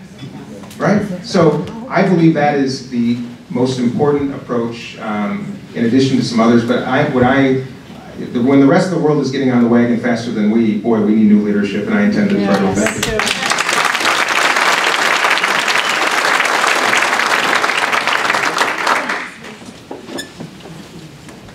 Hi, I'm Jenny Conan. I'm from Chaska. So I'm treating this like a job interview for you. I went to Brian Santa Maria's talk yesterday and I asked him this question, so I'm going to ask you the same question, and I'm just trying to compare your styles. So can you give me a specific example of a time where you had an opinion that differed from the group and how you went about either affecting change or working with the group to either find a way to convince them of your idea, or how you managed to compromise with the people who disagreed with you in order to affect change in the group? I'm trying to get a sense of what your style is for working, obviously, in Congress, if you get to go there, which I hope you will. Well, I'm a father. I'm a mother. Your mother. So I would argue at the very top of my list is negotiating with my own children. I have faced so many examples of what you just referred to, and it is such a almost everyday occurrence in my life, managing businesses. and serving on boards of nonprofit organizations. And my style, so I'm not going to refer to a specific instance, but I will tell you about my style and my principles. And that is, every time I sit at the table with people who feel differently than me, I learn something. I learn a lot. And that's the joyful part of my entire life, is doing so. So in all of my experiences, professional, philanthropy, and even in relationships, I consider my style to be one of investigation and curiosity. And even down to my hobbies. I love archaeology. I like digging to find, to learn stories that are buried in the ground of the past. And I love varying opinions because, my father also used to tell me that if two people always agree, you only need one of them.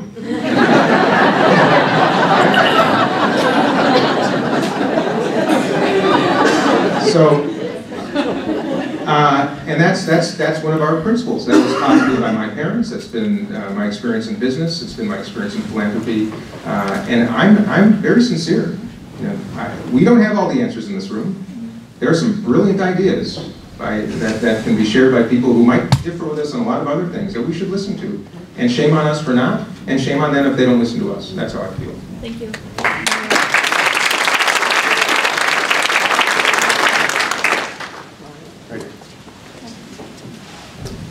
Bob Searles, Minnetonka. I'll make it short and sweet. Thanks, Bob. I'd like to know, since the last Republican candidate to reveal his tax returns was Mitt Romney, how he can get away with paying 11% and I'm paying more than double that. Easy answer.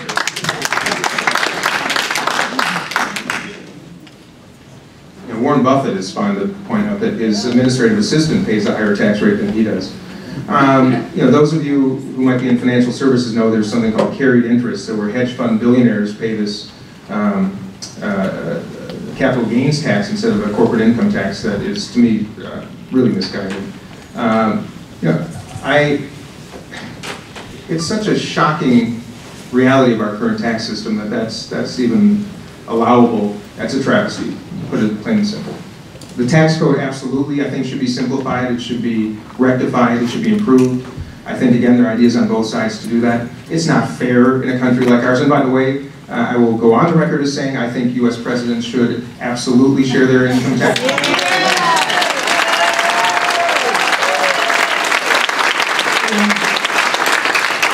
What bothers me is in a land of the free that we are, every president, at least in my lifetime and well before, has chosen to share his tax returns. And I say his or her, and we don't have a her. But that should be, it should be the prerogative of the president to do so. The fact that we're even talking about whether there needs to be a law is really too bad. But yes, when you're representing this country in the world, we need to know if you have conflicts of interest. And the sad truth is we've elected someone who we know does have conflicts of interest. We just don't know how broad and deep and wide.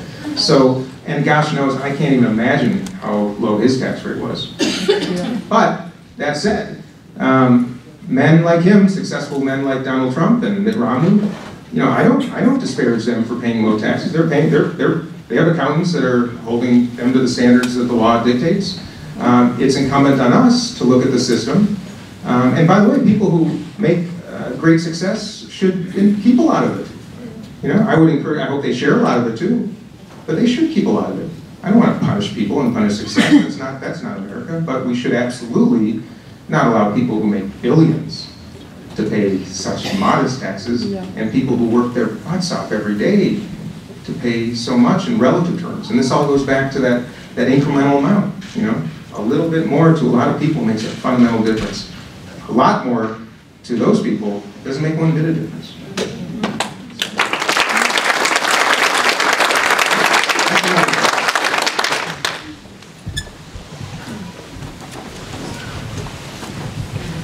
My name is Mary Rose Watson, and I'm from Maple Grove. Hey. And I want to know who's running your show and how they plan to use people who might want to work for you. I need to tell you where this question comes from. I've lived in Maple Grove for 11 years. And in 11 years, one candidate has knocked on my door. I have not seen any evidence by either party for it get out the vote, either by door knocking or calling people on telephone. And I definitely think you need to use social media. But I don't have Facebook, so sending me a Facebook once a week isn't going to do it.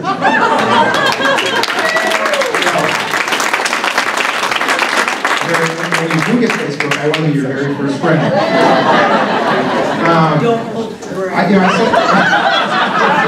All right, how about Snapchat? I said earlier that I would rather lose this with 90% turnout than win with 40. One of the measures of success in this campaign is turnout, absolutely. And I mean that across the board. I want Republicans, Independents, and Democrats, and anybody else to get out and actually mark that ballot. So that is fundamental to me. You asked who's running the show? I'm running the show, to start with. I've told the powers that be in Washington, D.C. that I want their support, but I do not want their command and control. I'm not their commodity. I'm not their lackey. I am not their proxy. I am going to represent the district in which I'm running. I'm going to keep money in this district. I've hired a local firm, Clockwork, to do branding and social media and website design. I'm hiring a local filmmaker to do some video pieces. I want to keep that money here instead of sending. The sad truth is this campaign will probably cost $20 million between the two sides. It's deplorable. And I use that word knowing how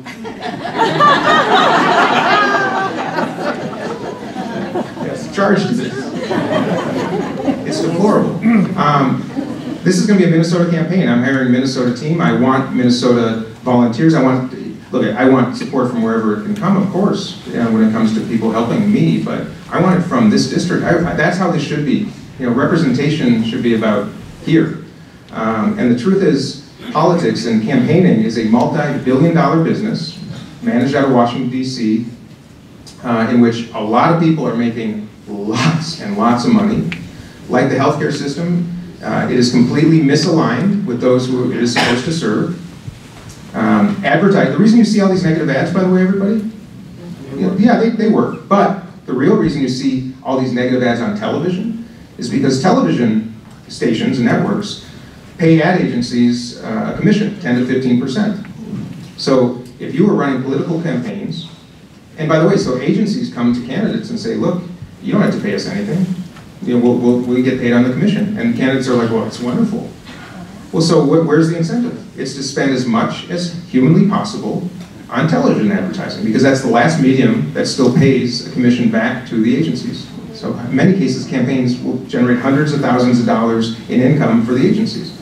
So this, you asked who's running this, I want it to be run here. It is going to be run here. I've made some people a little bit uncomfortable in Washington because I want to do this differently, and I intend to do it differently, and that's who I am. And I would love your support, whether you're on social media or not. And there are 700 and some thousand people that live in this district, roughly. I can't door knock every one of them, as much as I'd like to. I would love to see you up in Maple Grove. I can't promise a door knock, but I promise to represent your interests, and I promise if you want to help this campaign, there will be plenty of room for you.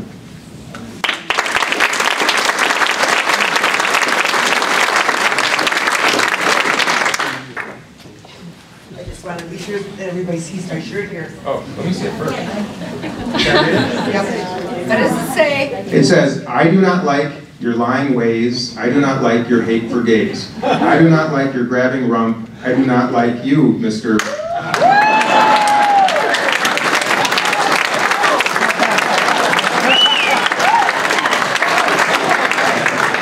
My name is Dottie Gilkison, Bloomington.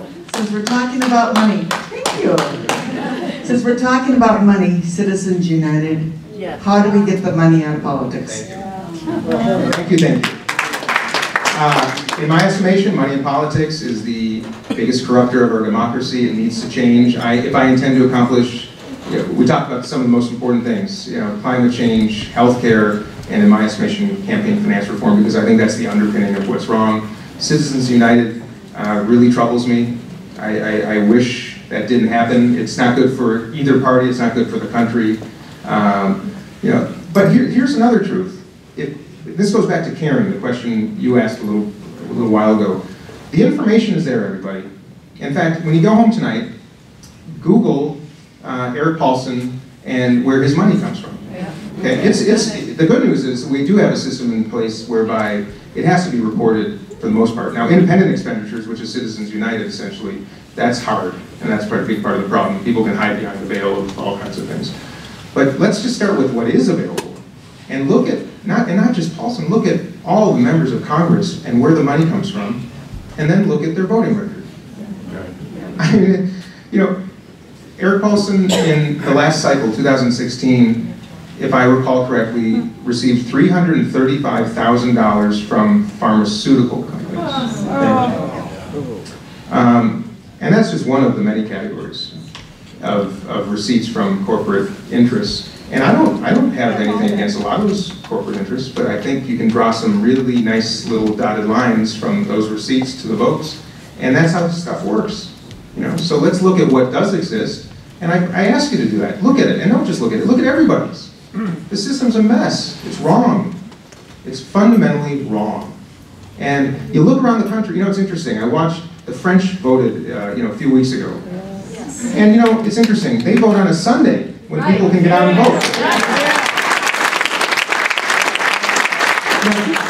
vote. The most extraordinary country in the world that celebrates freedom on July 4th, and we go at barbecues and we let out fireworks. You know, we celebrate that freedom, the achievement of the freedom, and yet we don't even afford people a day off to exercise the freedom.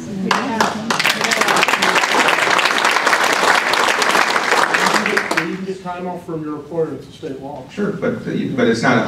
I would argue that the practice of freedom in this case should be a holiday. We have a lot of other holidays. Yeah, it is the most. And I also believe we should condense campaigns. The fact that I'm doing this 18 months before an election is not fair to you. That should change. You know, there should be, I think the best models in the world have some degree of publicly financed campaigns. By the way, the presidential campaigns until unfortunately recently have been pretty successful in using, you know, public financing until now the caps have been blown out of proportion. So we can do it better. And Citizens United is troublesome to me. I'd like to see that overturned. I think if we're going to actually affect campaign finance reform, it's going to have to be a constitutional amendment. Yes. I think it's possible, but it's going to take extraordinary will, and it's going to take people like me exposing the truths. And I would like to see my legacy being that people not like me can run for office.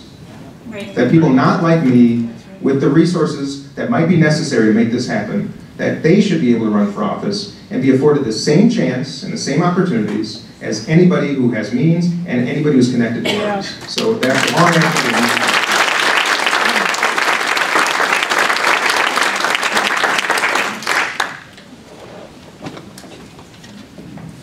Hi, my name is Sarah Dolan, and I also live in Maple Grove. Hey, Sarah. And the day after the election, someone wrote on the Maple Grove High School boys' bathroom the N-word and go back to Africa.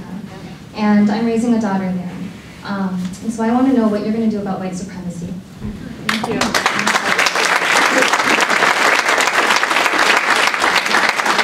Well, I actually challenge you because I don't think there is white supremacy. I don't think there is such thing. We are not supreme. Human beings are supreme. And I say that tongue-in-cheek perhaps, but it's absolutely true. You know, kids who do that, learn it. You know, we're not, you know, I remember my children in pre-kindergarten, when referring to friends, they had a number of friends of color, and one particular kid, I remember they were referring to this little boy, and it took me, I couldn't understand who my daughter was talking about.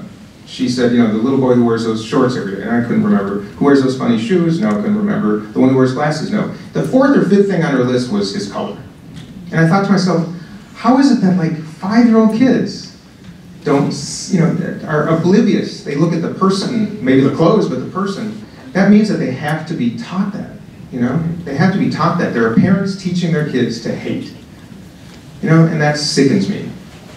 You know, and we can legislate to some degree, but at the end of the day, you know, I call on people of faith, and I call on churches, and I call on human beings, and I call on everybody who can make a difference in these lives to intervene in these kids' lives, because if they're growing up doing that, you know, that's just the beginning of what's going to be a traumatic existence for both the perpetrator and those he or she affects.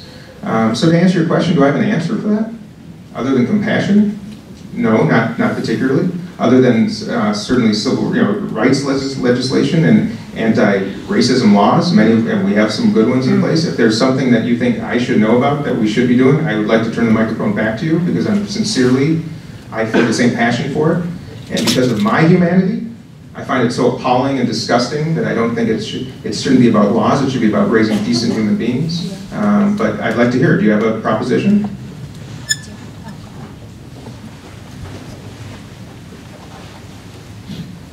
So I will support you. But I don't think you should start by saying that I don't believe in white supremacy. White supremacy is real. It's affecting people in Oregon. It's affecting people here like Jamar Clark and Belinda Steele. And so to hear you say that you don't think white supremacy is a thing is extremely hurtful, especially to someone who is not white. I'm an educator. I'm a professor at St. University. And I'm a professor in the MLIS program. I'm teaching future children's librarians to be anti-racist in their work, working with young people, providing children's books that address a wide variety of social justice issues, and I will continue working hard to do that. But I need you to not say that white supremacy is not real. Okay,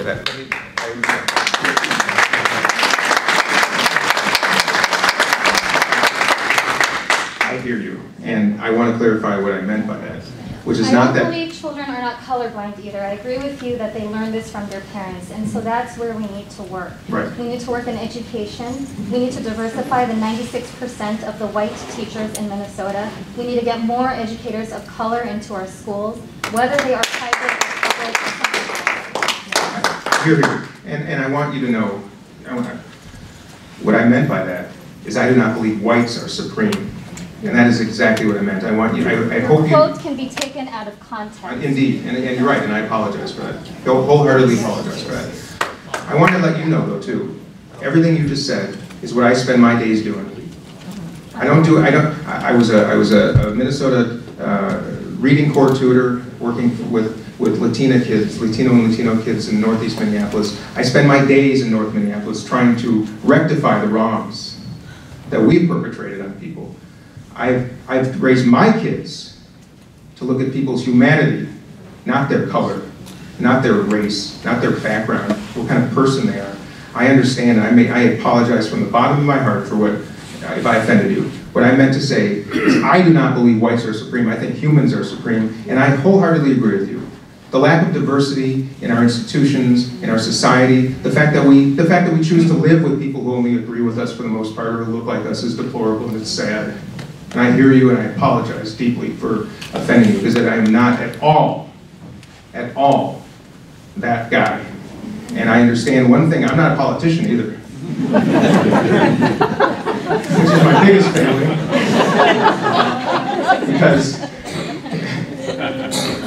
And there are people filming this tonight, who are going to use that probably out of context. And I'll have to defend that. And it's because I'm not a politician, I speak from the heart, and I hope you know what I really meant. And I hear you loud and clear, and you inspired me. So.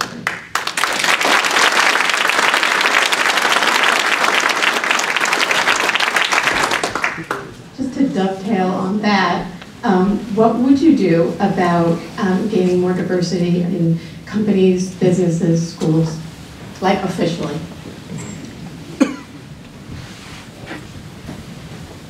What would I do to encourage more diversity in schools and in enterprises? I spend a lot of my time and our family's philanthropic resources in starting as far upstream as humanly possible to provide education and community and support and healthcare and even clothing to kids who don't stand a chance right now. Kids of color, kids from immigrant backgrounds whose parents don't understand the system. Because I believe the best work that I can do, whether it be in policy or my personal time, is going to the children and preparing them for those potential interviews and for those opportunities to serve and be wonderful, productive members in businesses and in schools. And I have worked hard in my nonprofit work, serving on the board of institutions, to implore more diversity. I serve as the director of the Walker Art Center, and you can imagine what my last 2 days were like. And I was the first person to call our board chair and call some other board members and say if there was ever an example of why this board needs to be more diverse, it's for days like this. So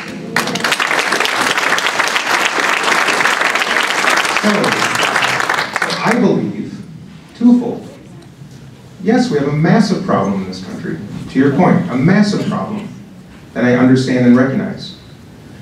I choose to invest my policy thinking and my personal time and resources in changing a generation of kids so that they don't face those same challenges and persecution and walls and barriers and glass ceilings that their mothers and fathers faced. That is what I believe in, and I intend to do the very best I can do effectively.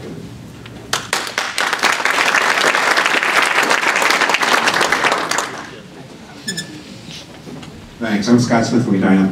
I feel compelled to preface this by saying I am indeed a loyal Democrat. You're what? I am indeed a loyal Democrat. But you haven't talked much about jobs or trade tonight. And for those of us who didn't grow up here, who grew up in factory towns that are now decrepit, which I did, to the unemployed steelworkers of Gary, Indiana, to the coal workers of Kentucky, to people like that in this district, how are you going to make their lives better, number one? And number two, what's your views on the nexus between trade agreements and employment in helping to make their lives better? Thank you. Let me start with the trade question. In my experience, demand creates investment. Investment and demand create jobs. And the best way to afford that is to open markets to companies like I've operated in the past to sell our goods. So I do believe in free trade. I think it's actually a very powerful mechanism by which we can by creating jobs. I agree with those who say that some of our trade agreements don't exactly benefit us in the way that they should, and they should be improved. There's no question. But in general, I support free trade because I do think that's how we actually do better, and that opens markets to enterprises to sell their goods. That's the only way we can that we can grow our economy. To be honest with you, the question about how to promote jobs, especially in industries that are declining. The beauty of this country is that every time an industry declines, a new one is born. And all of you can relate to those extraordinary inventions that changed our lives. I remember the first time we got a VCR in the house, or a Walkman, or electric cars now, or solar. If we choose, and it is a choice, if we choose to create some job training programs that take people from industries that are now declining, train them to be prepared in industries that are now going to grow, and climate change can be our great salvation. If we direct our energies and resources into investing in ways to do better with what we have and preserve what we have, that could be the most extraordinary job growth this country's ever seen. So in general terms, I see both as possibilities. And this goes back to my earlier statement about investing in kids. If you train young people to be good thinkers, good thinkers, it doesn't, and passionate young people, it doesn't matter what they pursue, they will find their way better. And I think some of this is achievable in this current generation. I don't have all the answers.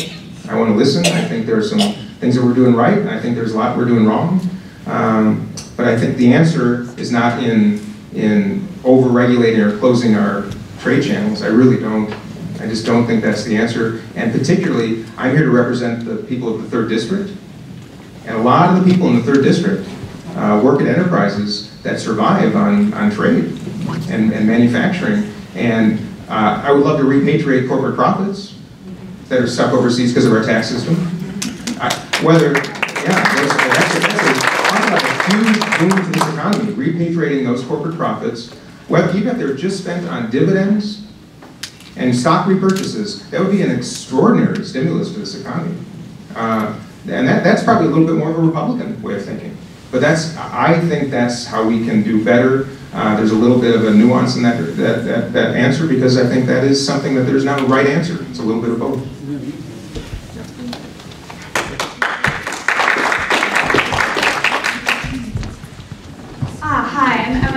from Chanhassen. So what I want to ask you today, I think is a concern of a lot of us here. So our current representation is barely any. There's very little meetings where we can go to and actually talk to our candidate and have our voices heard. Secondly, I think especially we've seen with Donald Trump that there's a lot of talk about maybe like your values or what you want to do, but not a lot of like specific actions, especially that happens before voting. So I wanted to know what kind of specific things, I know it's early, but that you'll lay out, and also if you are elected, what you do to make sure that our voices are heard. Thank you. So again, I'll start with your second question, which to make sure your voices are heard. You know, the beauty of this day and age is there's so many mechanisms by which we can listen. You have to choose to do so. Unfortunately, a lot of our representatives just like to talk and put it out there. And I find joy in listening. I mean, this to me is the most extraordinary part of this whole pursuit is getting in front of you and hearing what's important and being reprimanded when necessary. Right? And it's true. I mean, and being reprimanded and being challenged and learning what's on your minds. So that's just a promise I will make, and I do that selfishly because I love this. I love this, and I relish when people disagree with me. That's not the time to back down. That's the time to stand up and listen. So I will do that. To your question about specific policy, you know, I came here tonight. I have very strong opinions. I've shared a number of them with you. Some of them are probably aligned very much with your respective positions. Some of them probably a little bit on the other side of the aisle because I'm pragmatic. You know, I believe a lot of times I'm a big dreamer and I love revolution, but for the most part, success is achieved by evolution, and that's how we have to look at this. That's why I refer to Bernie Sanders. His ideas, there's some wonderful ideas. Free college education for all, free healthcare for all. Who doesn't want that? But we have to find a way that it works and that we can pay for it, and it doesn't sap this economy of everything that makes it good. So when you talk about policy, I'm here to learn. I'm not a politician. I've got a lot of experience, but not as a politician. And I'm going to try to bring that experience to this policy formation. And I'm a believer in redesign and innovation. And we don't have a lot of those people in Washington right now. Not a lot of innovators, not a lot of redesigners. So I will gladly answer any question you have about policy. I'll share my opinion. But I did not come tonight to share specifics. I've learned a lot. And every time I do this over the coming weeks and months, I promise you I'm going to learn a little bit more. And by the time November comes around, you will see a very, very well-informed, thanks to all of you, still not a politician, but someone who wants to represent you. We have time for one more question. And I think I'm going to go right. Orange, I was getting I don't know why. One more question. This is not a question. Oh, okay.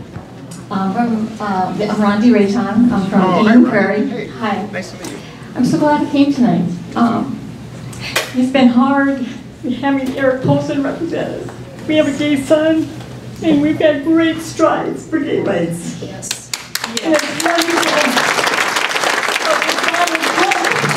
But going back again. And it just means so much to see you here saying these wonderful things, and I'm filled with hope for the first time since being elected.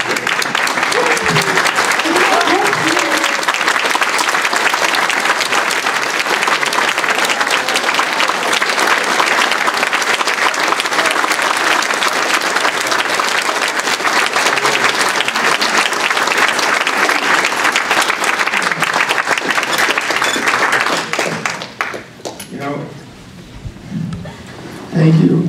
I can't believe I'm crying at my first. I'll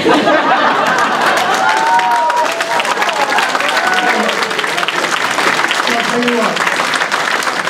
I chose the right person to ask those questions. And that's exactly why I'm doing this, and thank you all. I couldn't close with anything more than that. Thank you.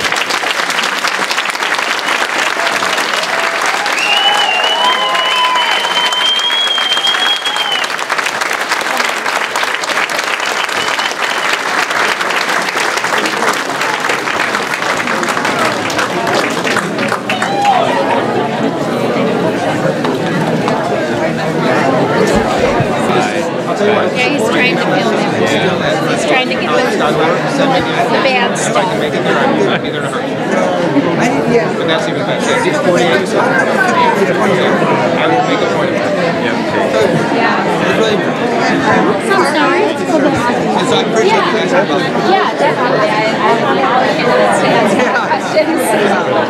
Yeah. All right. Thanks, Jerry. We'll see ya. Hey. Hello. I was telling my husband, I'm like, that's the girl I was telling you about. Good question.